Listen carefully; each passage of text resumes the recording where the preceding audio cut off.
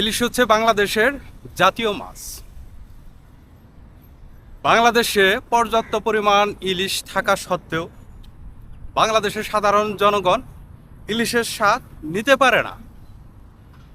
আপনারা জানেন, শেখ হাসিনা ক্ষমতায় থাকাকালীন প্রতি বছর দুর্গাপূজায় ভারতের টনকে টন ইলিশ উপহার হিসেবে পাঠাইত।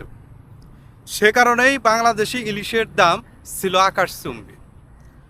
বর্তমানে শেখ হাসিনা নেই, বাংলাদেশ থেকে ঘোষণা দেওয়া হয়েছে কোনো প্রকার ইলিশ রপ্তানি করা হবে না ভারতে, আগে বাংলাদেশের মানুষ খাবে।